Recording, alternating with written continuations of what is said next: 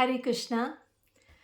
So I'm doing this video to answer some of the questions about the topic of raising children. We had a very nice discussion the other day, very long discussion. And then afterwards, there were some more questions that came up on our WhatsApp chat. So I wanted to address some of them. So we'll begin. The first set of questions is by Kamila Mataji. Her questions begin with, if husband refuses to identify or understand the spiritual needs for children, how can a mother alone taking up this responsibility bring up children in Krishna conscious atmosphere where no neighbors are devotees, plus children learn some unfavorable things from their father? So thank you for this question, Mataji, because a lot of Matajis in our question answers had similar concerns that they alone were practicing Krishna consciousness and they did not have family support. They were often in a situation where there weren't that many devotees nearby. So, how to manage? One of the things that when I was reflecting on this, I was thinking that even when fathers are devotees, they spend far less time with the children. So in our scriptures also, it is said that the mother is the first guru.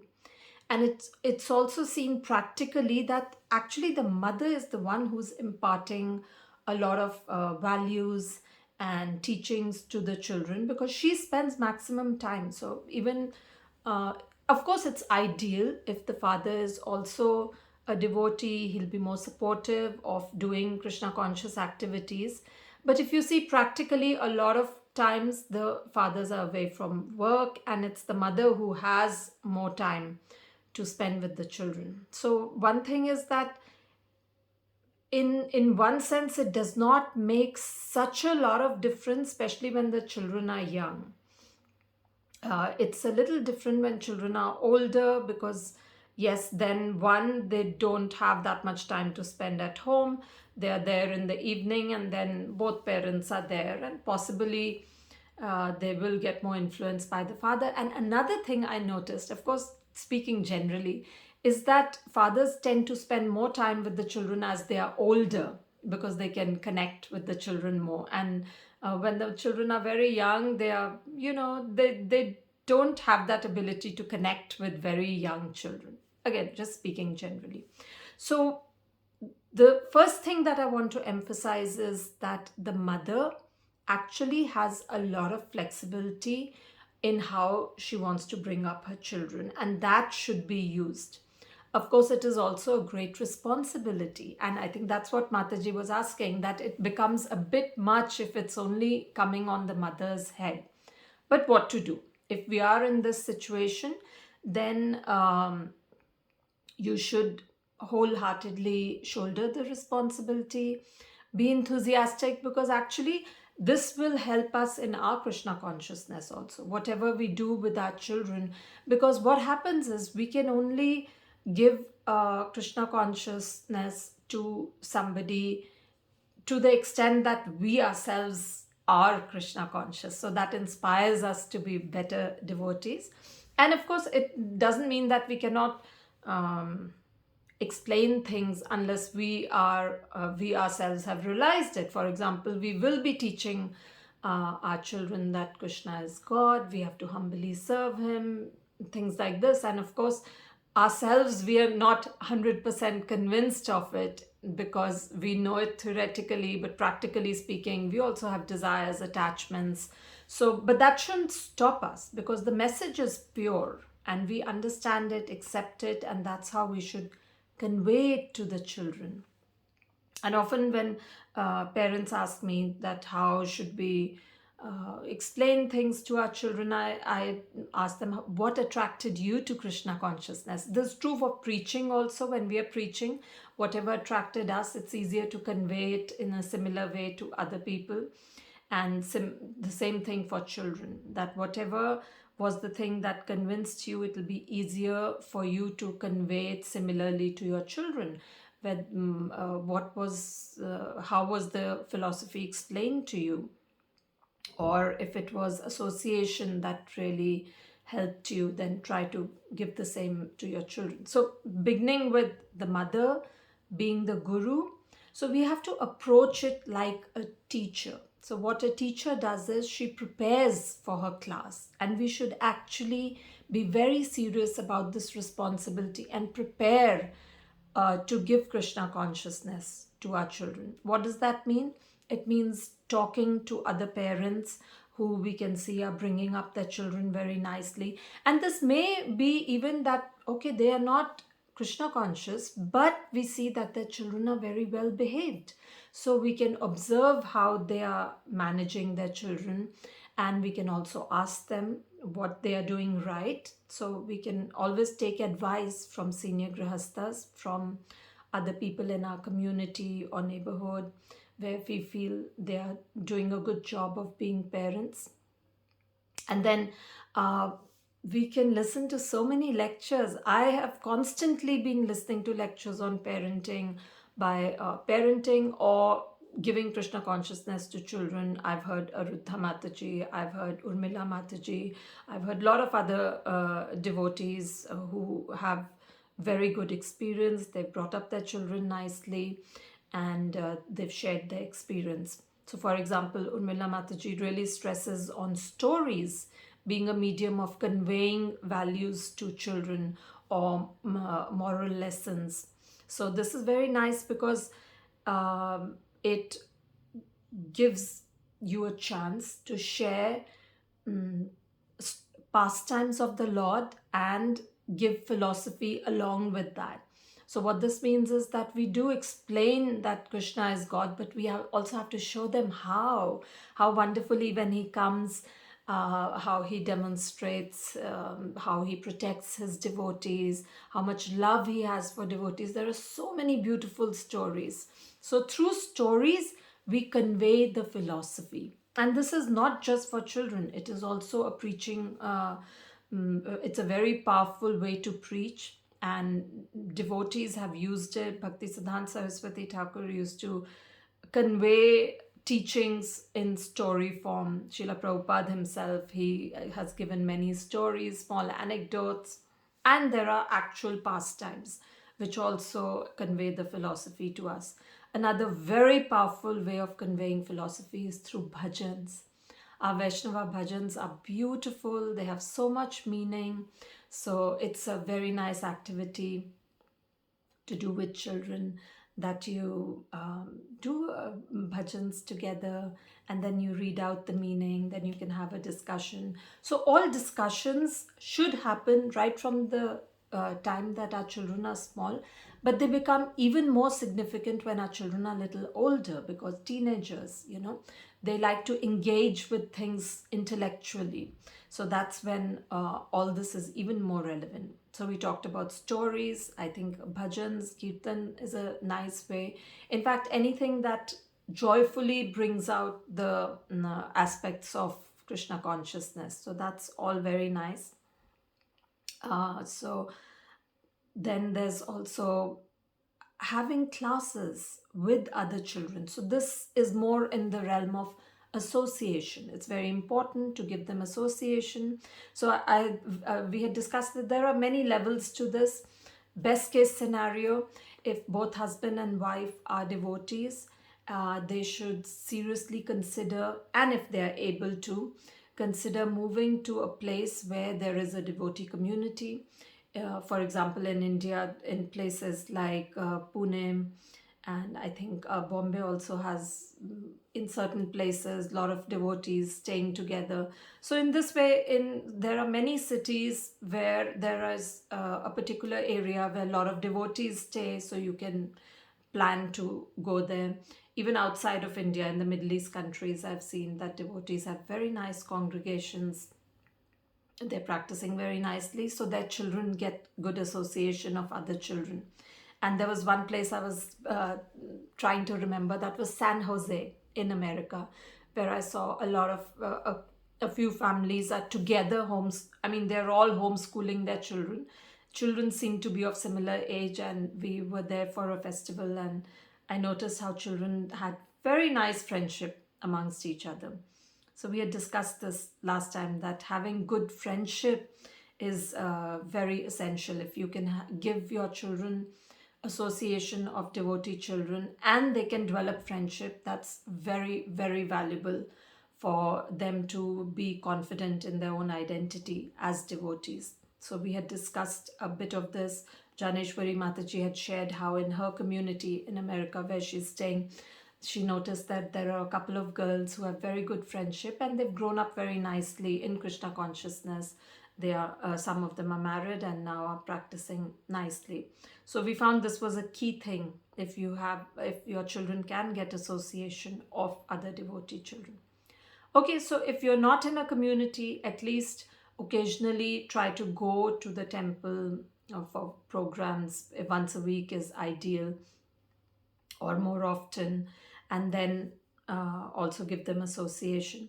If none of that is possible, because maybe your husband is not a devotee, there is no temple nearby, then you have to create that association. So that's when it comes, the discussion we had about having children's classes. So that's very nice, because you can invite children who are similar ages of your children, and then give them the concept of Krishna consciousness in a nice, fun way.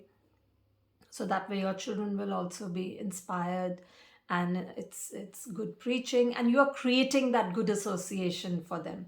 Okay, those children may not become 100% devotees, because of course their parents may not be devotees, but at least some good qualities will come, some appreciation for the philosophy and our way of life will be there amongst them.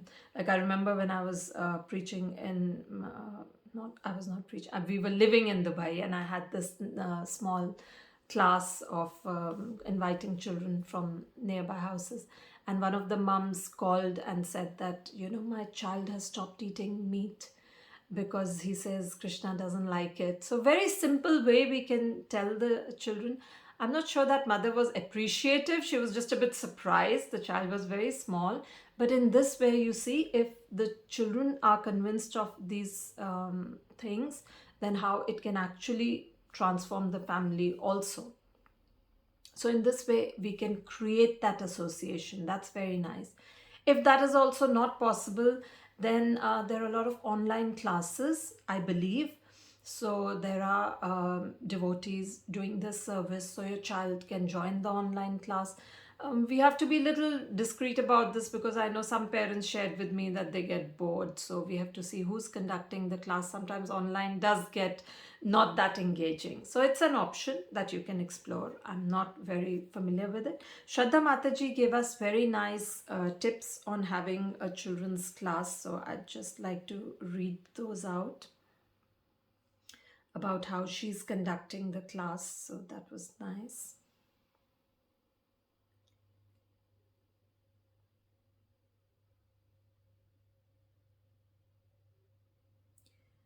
Yeah. So Mataji has written that she has been taking classes for children and teenagers for more than 10 years. Thank you for your service, Mataji. So her points are, we have to make Krishna conscious education interesting for them in a way that they themselves would want to attend classes or participate in Krishna conscious activities. I agree 100%. You have to make it so interesting that the children actually tell they don't want to miss the class, and they insist that the parents allow them or take them.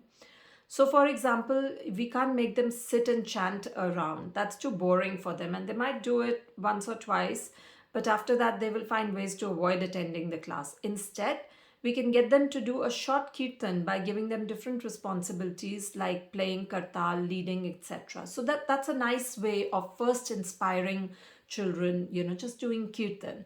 I do find that after the children have been attending regularly, they do understand the importance of chanting the holy name, and they are able to sit and chant. Maybe not one round. We used to have these small beads for children, which is like quarter of a round. It's a little bit. And they feel nice that, a little grown up, they're sitting, chanting, meditating. So we can do that. Then we should teach them shlokas, but not for more than 10 minutes. I agree. A shloka is very nice. Once in a while, organize shloka based games like Antakshari, Shloka Circle, tell a shloka which has a given word, etc. That's very nice. Interesting. Shloka circle means children sit in a circle and teacher says the first word of a shloka. The first child who should say the second word, second child the third word, etc. till the shloka completes, and then the teacher starts a new shloka. Very nice. So nice way of keeping them engaged. And I find children learn shlokas so quickly, and it's a nice thing for them. Telling them pastimes with a little philosophy sprinkled in, again, is useful. And getting them to do activities based on the pastime is the best way to make them Krishna consciousness. Wonderful.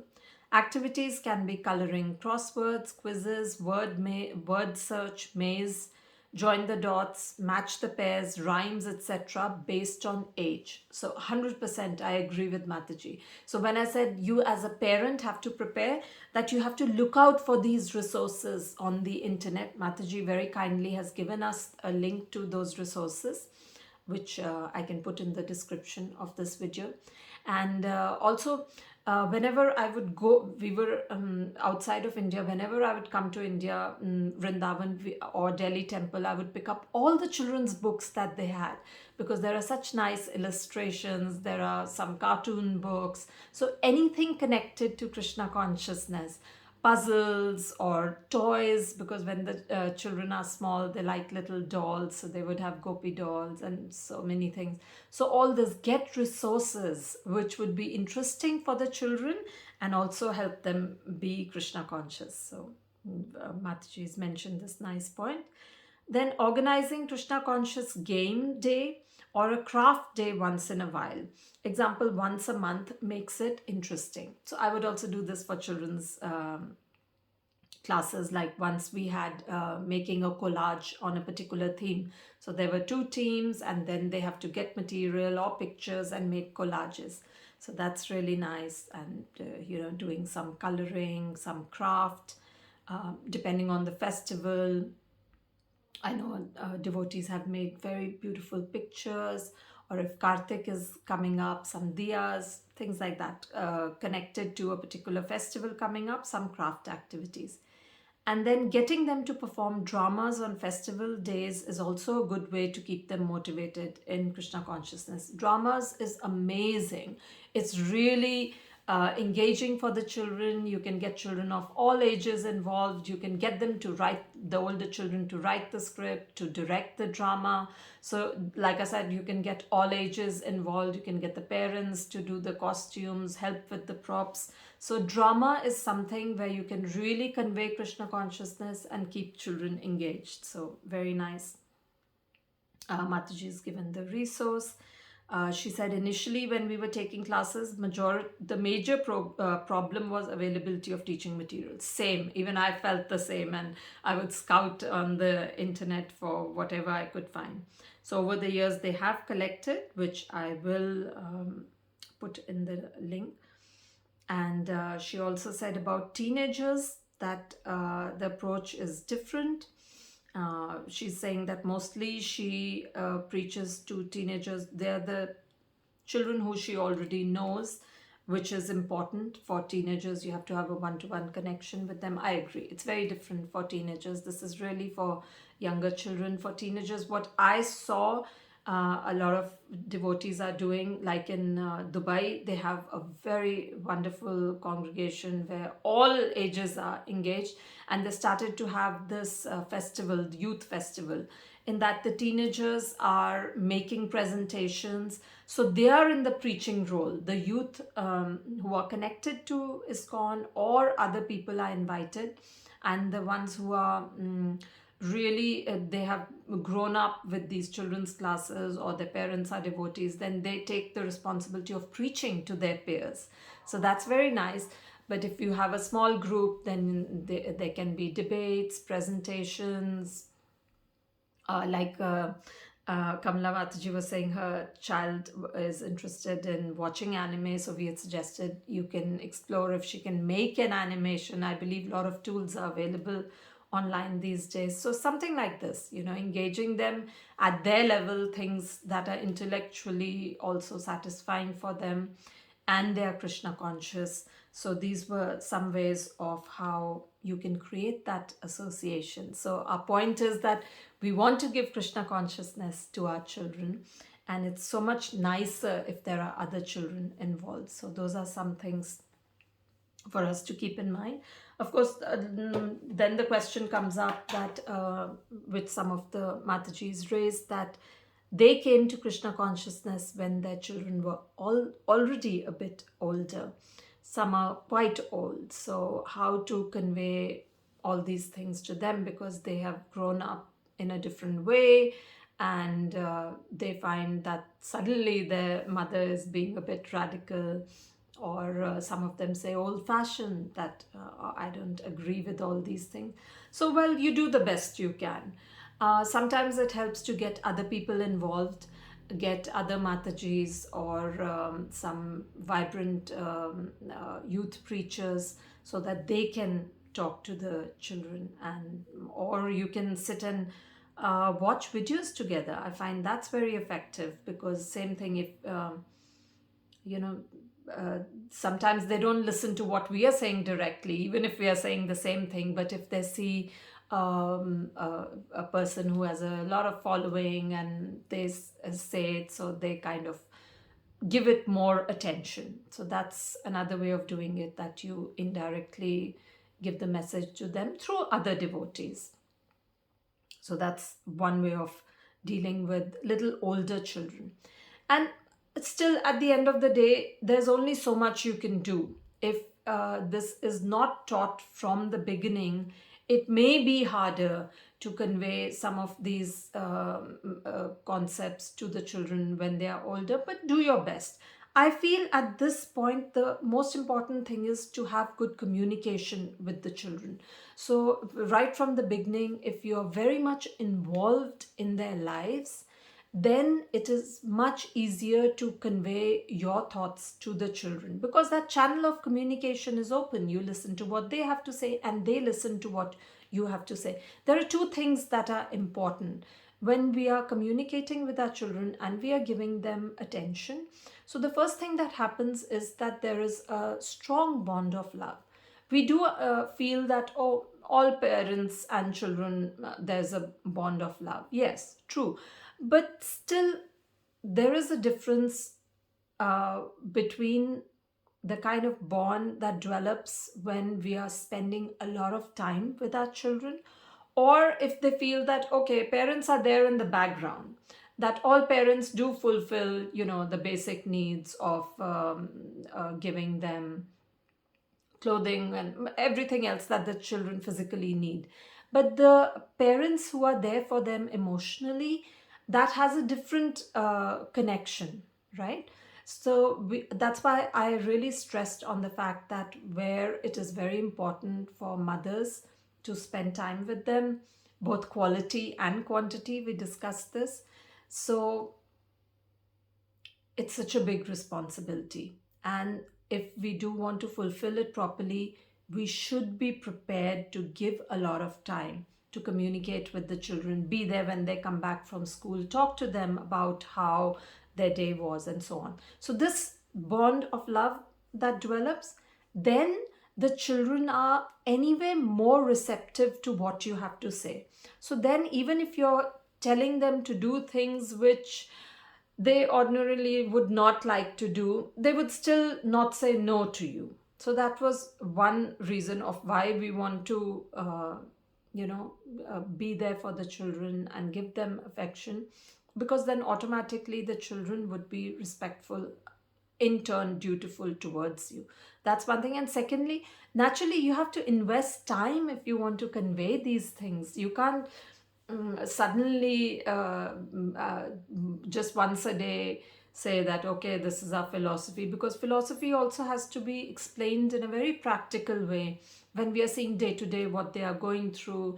If they are facing some bullying in school, so we have to give it the proper understanding that, look, how everybody is affected by the modes, and how great devotees have dealt with when they are, insulted or humiliated, and then also give them practical advice.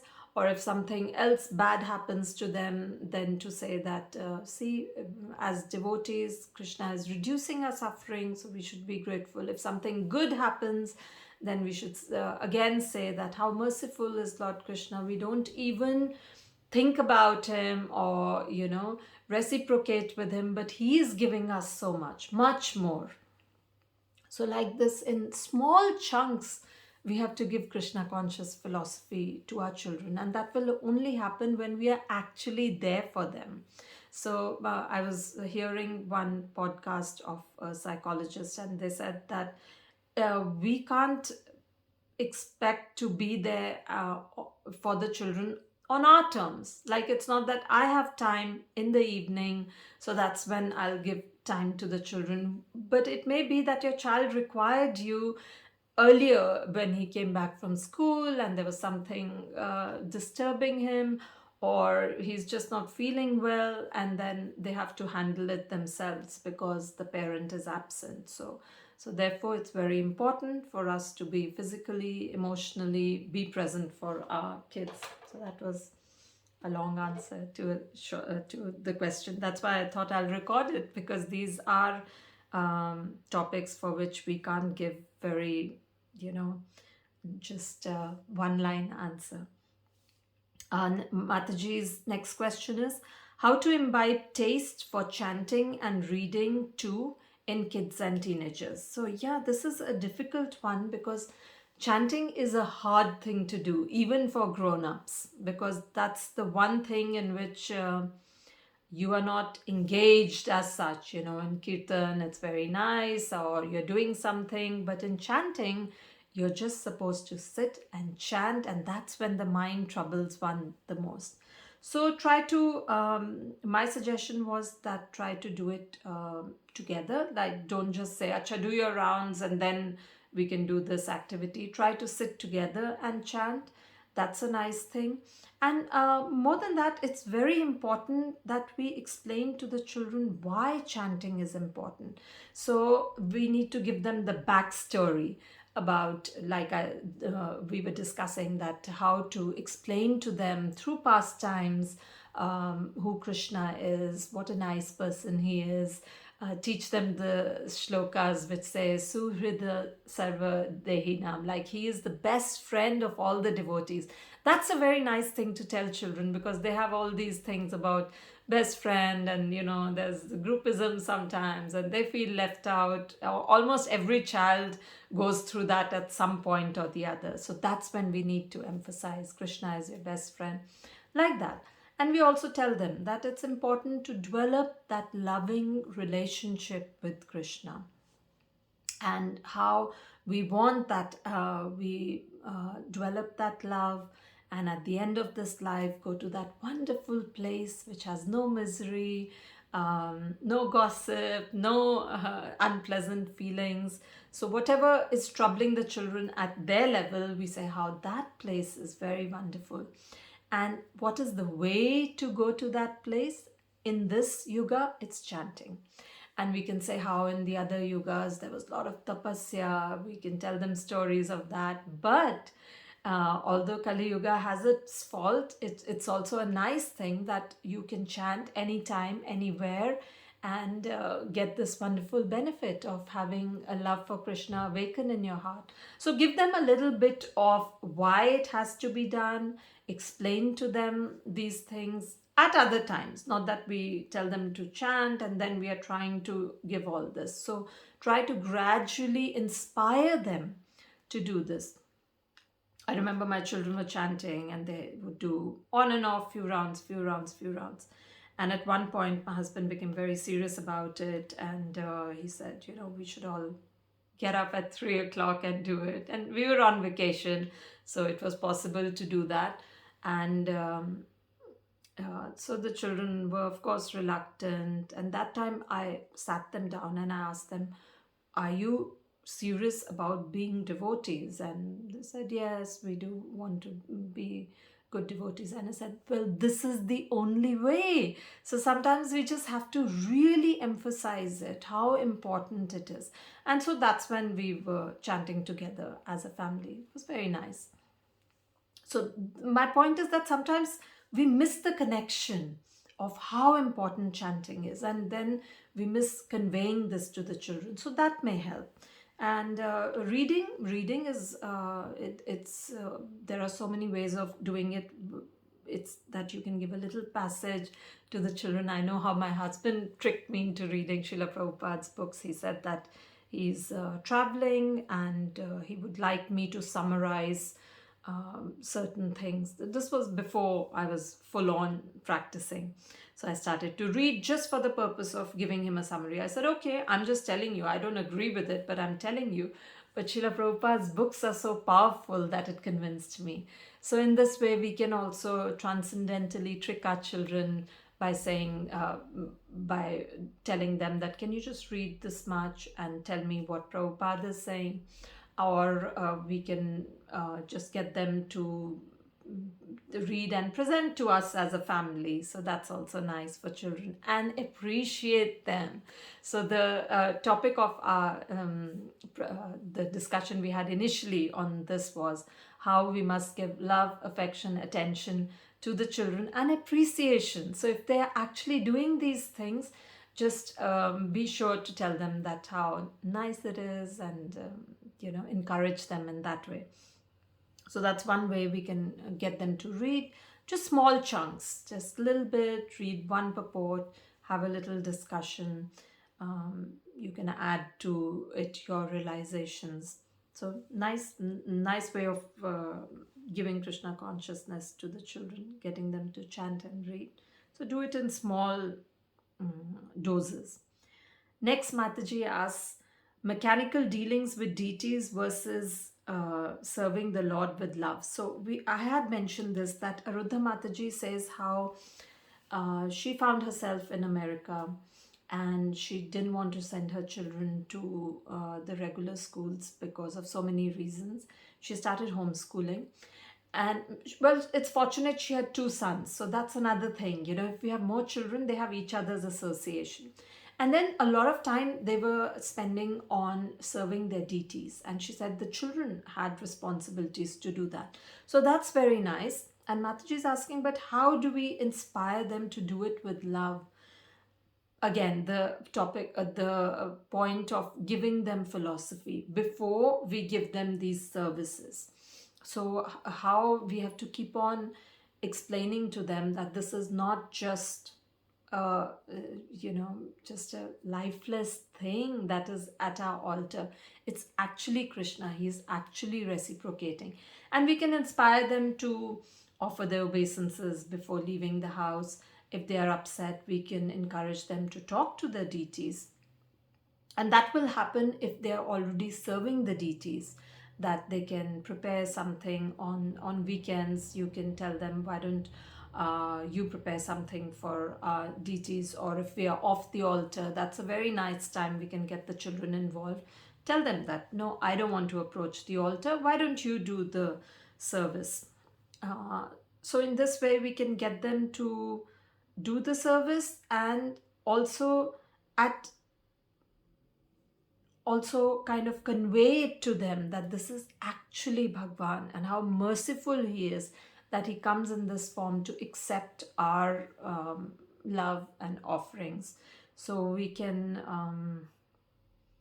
apart from, again, then we can tell them wonderful pastimes of when the deities have reciprocated, like the pastime when, the little boy was offering bhoga, and then the father had told him that, I'm going away, why don't you offer bhoga to our deities? So he offered, and Krishna eats with his eyes. So he accepted the offering, but the little child didn't know that. And he started crying. He's like, what are you doing? You're not eating. My father is going to beat me. So then Krishna actually ate the offering. It finished. So this happened, and when the father would come, he said, oh, where's the offering? So the child said, well, Krishna's eaten it. And the father thought, oh, okay, maybe he ate it and he doesn't want to tell me. So the father hid and saw the exchange between this boy and their deities.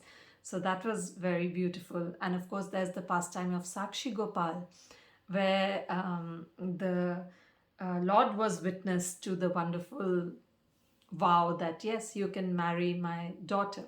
So a senior devotee promised his daughter's hand in marriage to a younger devotee, but then afterwards he went back on his words. And this happened in front of a Gopal deity. So the younger devotee went back and he said that, well, what do I do? They are not agreeing, and I don't mind, but this is so bad for the devotee. He gave his word in front of you, so it would be bad for his spiritual life if he goes back on it. So the deity said, well, what can I do about it? Your village is very far. And the devotee said, if you can talk, you can also walk. So the deity actually walked and to give Sakshi's witness, to give his testimony that yes, the older devotee had said that his daughter should marry the younger devotee. So very beautiful pastimes. And in this, there are so many pastimes like this. The pastime of the deity who turned around because his devotee wanted to take darshan, but he was not allowed to come in the temple. So there's this deity in South India. So again, the very powerful means of stories, pastimes, we can convey these things. At the same time, I think we can also scientifically convey things to our children, because they may say, oh, these are just stories. So then we can discuss with them how, apart from these pastimes, there are other things in the Vedas which are proven to be true, like medicine, astrology, other details, which is actually verifiable in a scientific way. So if this is true, why do we think that the other parts are not true? So many things, there are many devotees who are doing scientific uh, preaching in such a way that you can convince scientists and people who are looking at it from, academic point of view. So you can educate yourself as the teacher of your children.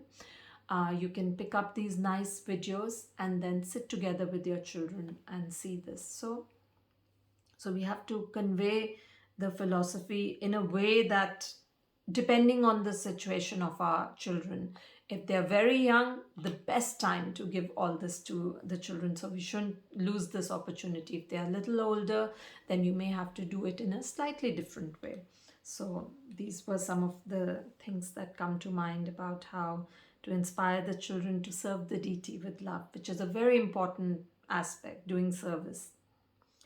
Then how to make them have personal relationship with the Lord. So this was one way, that if we read to them about and discuss all the wonderful ways in which the Lord has reciprocated with his devotees, then we also hanker for that kind of reciprocation with us too, because they are more into gadgets all the time, resulting in insensitivity. Oh my God, such a huge topic, devices, isn't it? So I think I may need to discuss this in detail some other time. But if you can, as parents, don't give them devices. If you have a good relationship with your children and you have given them devices, and if you take it back, it won't break the relationship, do it by all means. Or, devotees do things like limit device time, have device fasts where for a few days the children are off devices. I think that's a very powerful thing, because once they are off the device, they are forced to find other ways of engaging themselves, and then they will feel, okay, it's not so essential to my life. So try doing that have tell them that it's quite the fad these days, going on a device fast. Many people do it. So tell them that we would like to try that and see how the children feel. Or of course, limiting device time is a good way. I don't know. I think the only thing I can advise from experience is that don't give devices to the children when they are very young, or don't give them a dedicated device. They can have device time on your phone, which I find is a very good way of also making sure that they will not be doing anything wrong on devices. Or, like, when we were growing up, the television used to be in the family room, so everybody, there's no question of seeing something wrong because everybody is around. So that way, some parents have this rule that if their children are on the computer or device, it should not be that they are in their room with the door closed. So but how to convince the children if they're already in that mode? You can also have discussions about how devices are very negatively affecting people.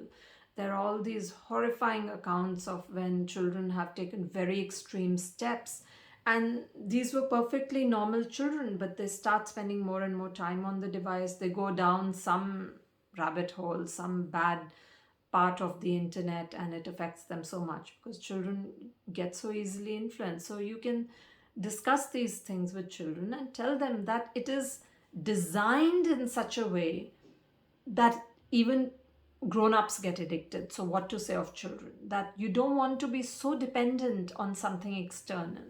So first explain to them how this is detrimental, and then help them.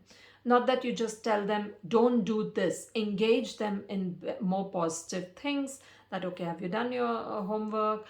Can you help me with this A, B, and C? So oftentimes we don't tell children enough chores in the house, so they have a lot of free time to go on devices.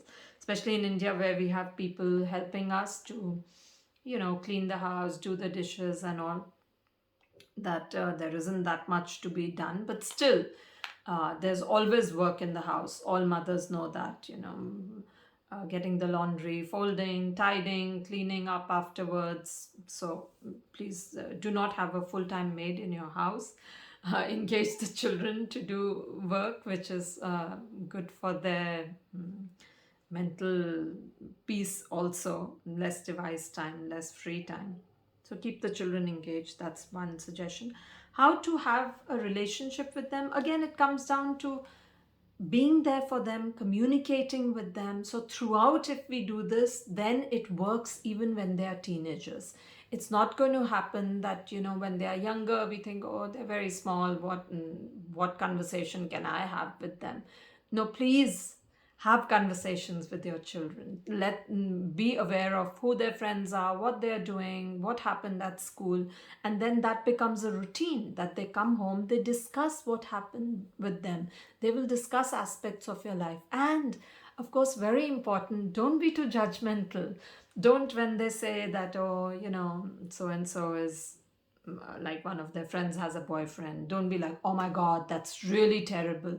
Okay, that's someone else's life. You can point out to them that yeah, there's all the reasons why that should not be done, but don't say immediately stop talking to that person. And if you come down very heavily on the children, or when they've made a mistake about something, you're very upset, and things, it's almost like it's the end of the world. How could you do this? Then children will close up. They will not be inclined to share with the parents. So have that channel of communication open, and explain to them why certain things are right or wrong, rather than just saying no. So that's how we can have a relationship with our children. Then Mataji's question is, nowadays children hardly obey their elders. They just don't want to listen. Many parents complain. Yeah, this is true. It's unfortunately to do with how things are these days. I was thinking that when I was growing up, children just obeyed their parents, right? And that was because everybody was doing it. So again, it comes down to a large extent association. Also, I have seen it depends on how we are talking to our relatives, elders, and parents. Sometimes I have seen that people of my generation were very curt with their parents. They were very almost rude, and the children pick up on that. So on the other hand, I remember when sometimes my children were a bit rough in how they would talk to me and I would get upset. I would always tell them, have you ever seen me talking to Nani or Dadi like this? I can't even dream of being rude to my parents, right? So you convey that this is not the proper culture. So that's one thing. But but again, you can't demand obedience. I do think it comes from love and respect for the parents that's built up kind of reciprocally. If you are doing a lot for the children and they see it and appreciate it, then automatically they will not be outright disobedient towards you. So then we also have to strike this balance that if we are too strict, then at some point children don't care that much for their parents. Their parents are always saying no. So either secretly they'll be doing something, or at some point they become so thick-skinned that they're openly rebellious. So that happens when their parents are too strict. Or we see a lot these days, sometimes it happens when both parents are working or they're busy doing other things, that they become too soft with their children. They are just never firm with them. So the children also start taking the parents for granted. So somehow we have to strike that balance where we are strict for the right things, and at the same time we are very affectionate to our children. And this is interesting because then it comes to the other question that another Mataji asked, Saili Mataji. She said that how does a parent understand or draw the line about when to push the child towards devotional activities, especially external activities like putting tilak or something, or back off? For example, I think one example was mentioned where children may be comfortable wearing tilak in a devotional atmosphere, but not otherwise. So yeah, good question. And this is what I was mentioning, that parents have to strike that balance, that there are some things which are non-negotiable, like following the four regulative principles. And in following the four regulative principles, there's also no illicit sex. So we have to convey to our children that these are the values that we want to follow as parents, as a family. We have to explain to them why, and then be strict about that. Tell them that these are things that we are not, we would not appreciate if the children break that, right? So I've seen in most cases, devotee families, children never eat non-vegetarian food because it's so strong in the house. So these things are non-negotiable. But other things, like, yeah, the child is just feeling shy about wearing a tilak or devotional clothes generally because none of the other children are wearing. So sure, you have to give some leeway to the children. Also try to remember what you were like as a child. Children feel so conscious, they're so embarrassed sometimes in certain situations, so we don't want to put them in that situation. Like we said, that if you have given them a very strong foundation, chances are they'll be bold enough to do these things without hesitation. But if they are feeling shy or embarrassed, I would say don't push them too much. Be more firm about the things that really matter in the long run. This also brings me to chanting, that a lot of times in preaching as well as to our children, we feel that we don't want to force them. Sure, we don't want to force them, but after we have explained them a lot of things through love and affection and we've given them everything, it's not a bad idea to say that, yeah, I think we should at this point all sit together and chant one round. That's not being too strict. So there are certain things that we have to decide as a family that this is important for us. Also, one question that I think Janeshwari Mataji had asked was that it becomes hard that even amongst devotees, we find that people have different standards. So It's easier to tell our children that, okay, we are devotees, we follow this, but children outside may be doing things differently, but you stick to your thing. But sometimes, even amongst devotee children, like we find that children are watching a lot of television. So, how to explain to them? So, a nice way to explain is to tell them that everybody should follow a particular ideology. And within ISKCON, it's good to give them this knowledge, because ISKCON also has various ways of accepting the philosophy. Even amongst gurus, there is a difference, and they have a different mood. But we have to follow our particular spiritual master. It just makes things more easy, practical. First thing is that we have vowed to follow the order of our spiritual master. So when there's confusion, just follow your guru rather than what someone else is saying. So similarly, we have to explain to our children that while we are in this family unit, you should follow what your parents are saying. Other parents may not be wrong, but they have different priorities. They are giving Krishna consciousness to their children in a different way. And maybe that is working for their children, right? Because everybody's situation is different, everybody's child is different. Sometimes children just don't accept, even if parents are doing everything right. So we can't hold the parents responsible. So when children ask us these questions, that why are we doing it like this whereas someone else is not, like why are we going to Mangal Aarti, no one else from my class is going, or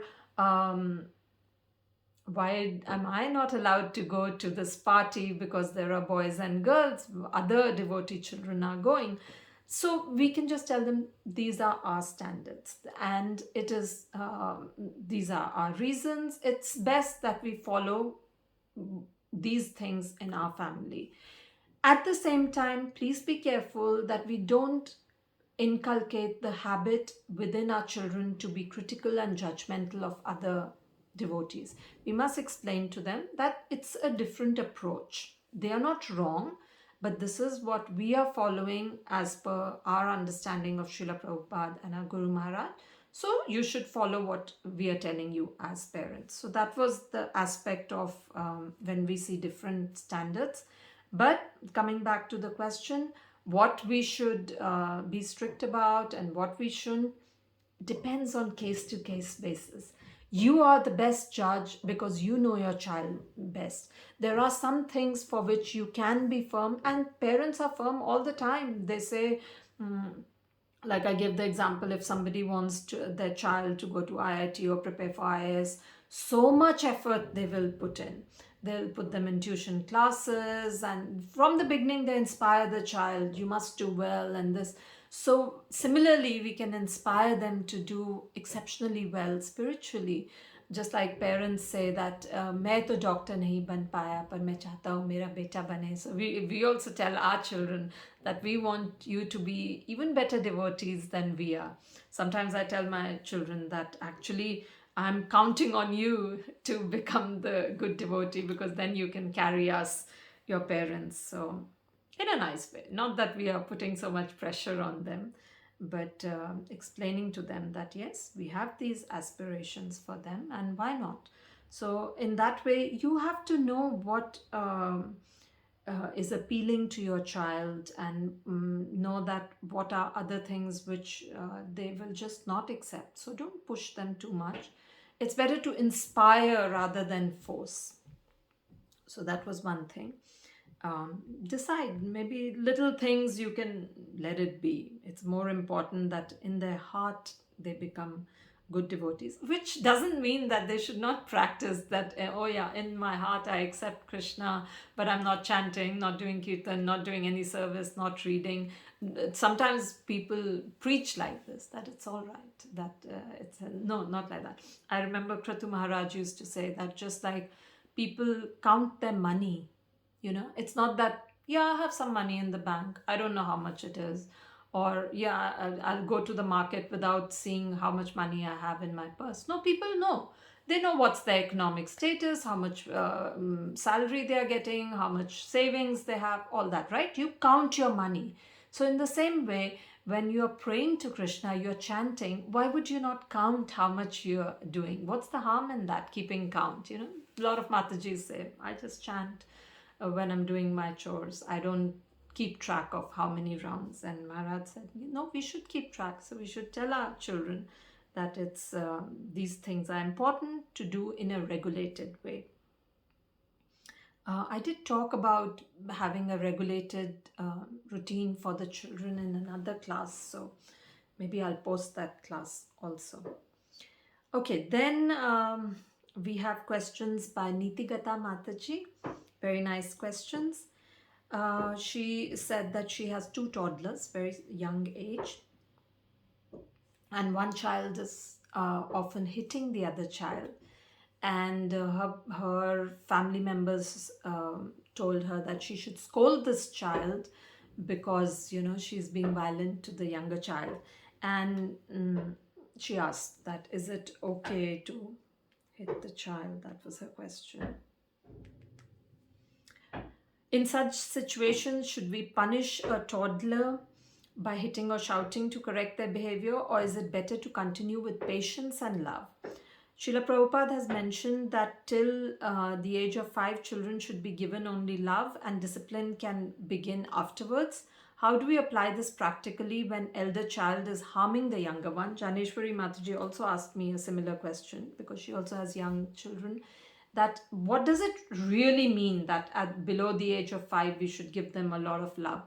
Well, of course we can scold them, because if they are doing something that will be harmful to them or some other children, like if they are in the kitchen, we have to very strongly tell them never to go near a hot utensil, or so many other things, not damage things in the house.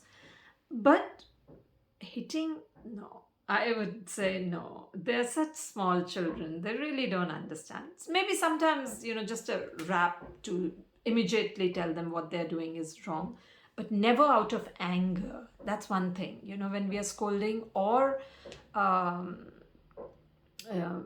thinking that we should hit the child to really drive the point home, it should never be done in anger.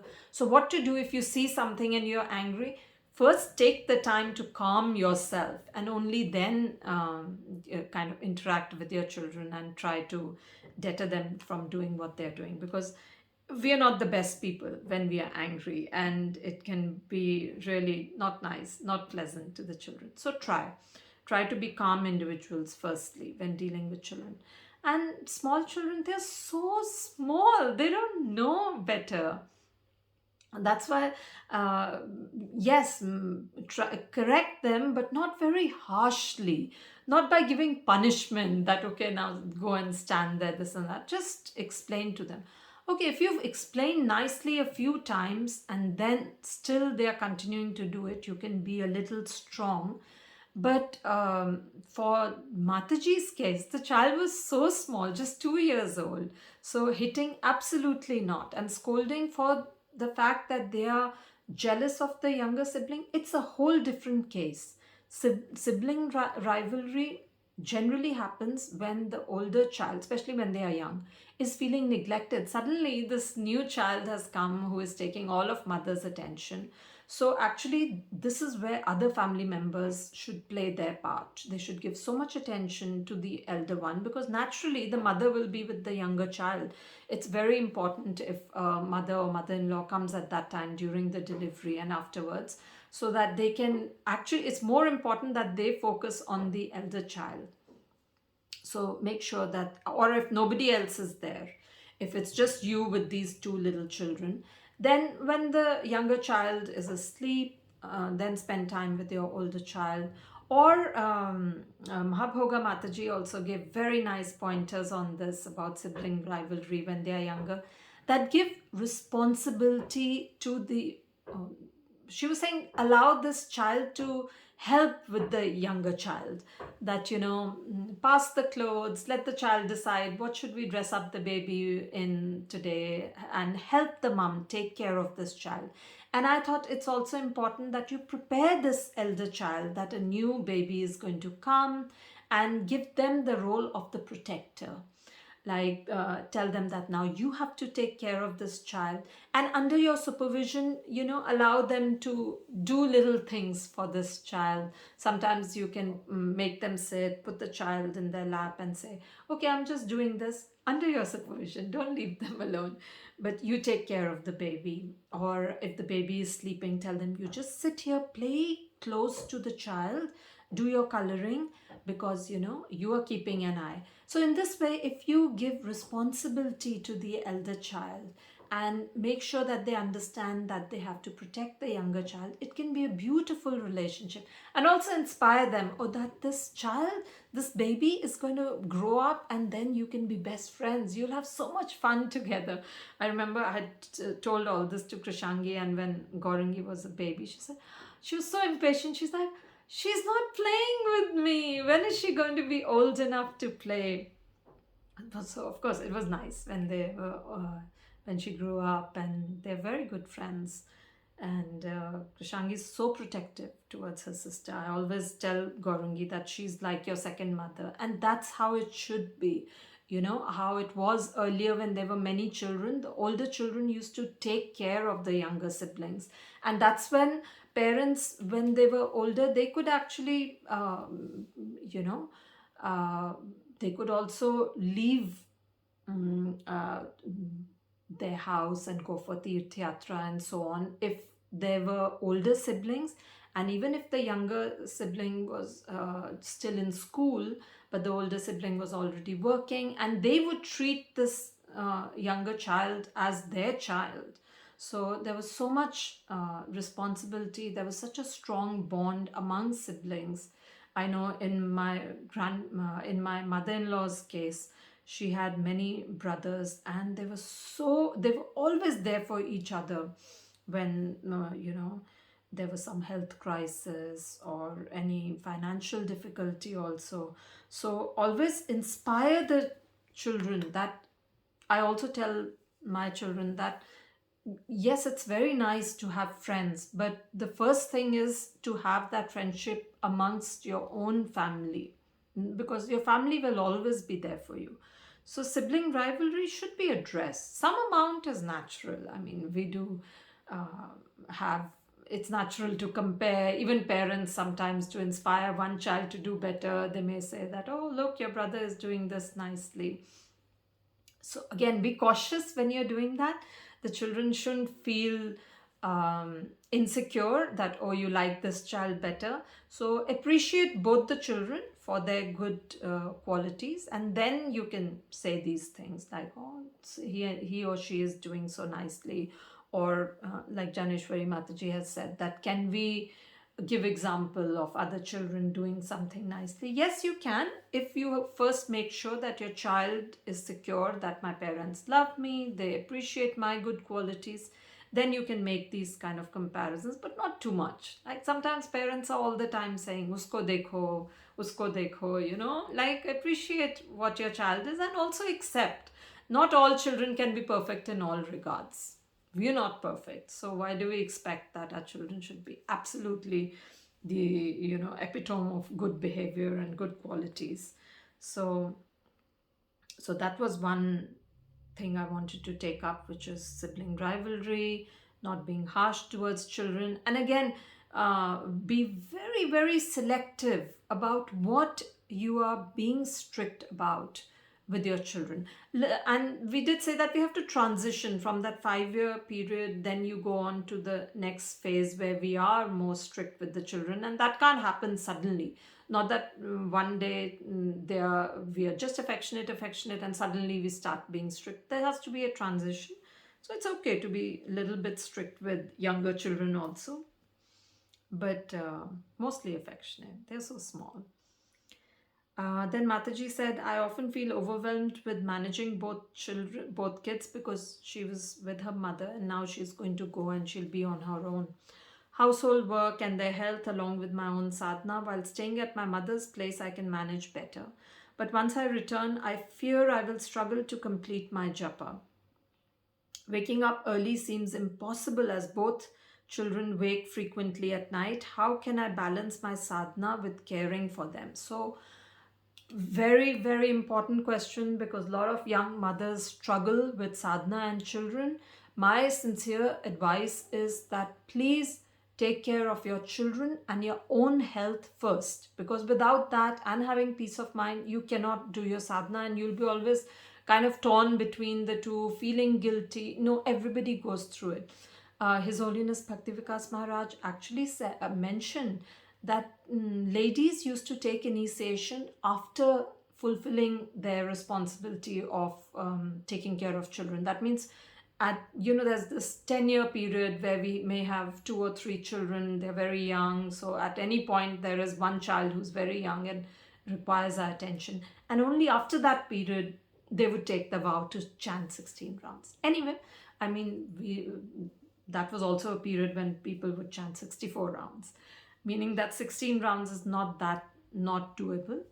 But what you can do is that take up chanting while doing other things. So again, not ideal, but only for the period when you have small children. Something I used to do is when you're feeding the child, that time you cannot do anything else. So that time on your clicker, you can chant some rounds. Or if you're cooking, even cleaning, just chant, and hopefully your rounds will be done. But just take care of the children and yourself first, and other things. If you can't read, you can hear lectures, play kirtan all the time. This is good for the children as well as for you. So play kirtan, hear lectures, and about your chanting, just do it spontaneously. Do as much as you can. When you're feeding, it's a good time. But I agree with you, it's hard when you have been up all night to get up early and chant. But once your children are sleeping better, then I would advise that doing some amount of rounds before they wake up is the best thing. So if you can do it, if your health allows you, please do that. Otherwise, space it out. Do a few rounds at different times of the day. And ultimately, don't be too stressed about it. It will happen once they are older. Maybe you can take a vow of doing extra rounds on every Ekadasi to make up for the time when you couldn't do these rounds. So please don't worry about it. It is a very, very difficult time, very challenging in today's time, because you don't have help, you're by yourself. So how can you balance? First, take care of yourself, your family, and you'll find when you're mentally peaceful, you'll be physically also more relaxed. You'll find the time for sadhana. You'll be able to do it. What practical ways can I engage my children in devotional activities so they also get spiritual exposure while I continue my own sadhana? So very nice thing is that once they are a little older, please do your chanting when the children do not require your attention. So this means that when they are sleeping, children tend to sleep quite a lot. They can sleep 8 to 10 hours. We don't need so much sleep. Even if they're sleeping 10 hours, you're sleeping 7 hours, you have enough time to do your rounds. So try to keep it separate, because oftentimes what happens is that our rounds are pending. We do all other things when children are sleeping, and or they are at school, and when the children come, we sit down and chant and do not interact with them. Instead, you could do the opposite. Do your rounds when the children are sleeping, and when they are awake, then you can do things alongside, keeping them engaged. You can cook while they are sitting with you, allow them to make a little roti, and right from the beginning, they'll also be engaged. And we had this question also that sometimes children are too disruptive. Like there's a Mataji who wants to keep her children engaged, but they drop the atta or they do something, and then her mother-in-law and elders say, oh, you should scold them. Don't encourage them when they pick up the broom and they're doing so. No, I mean, please try to be very... I don't know how to respectfully tell those elders that no, it's okay if they're doing things. But as mothers, do these things when your children are awake, and allow them to help you. Or at least when they're very young, they can't help you, but at least you'll be able to keep an eye on them, engage with them, give them something to do. And then you can continue to do chores in the house. So I think, of course, then it's also nice if you could get them to do, for example, chanting, or like when I was learning shlokas, I would learn them aloud and the children would also learn it. So there are some things you can do with children.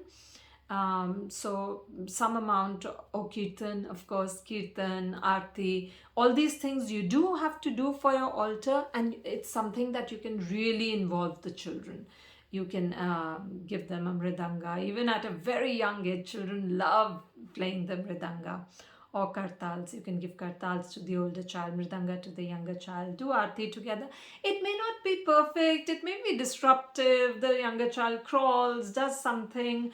So maybe don't do it with fire. Just do agarbatti quickly. And the more important thing is that we are chanting the mantras with them.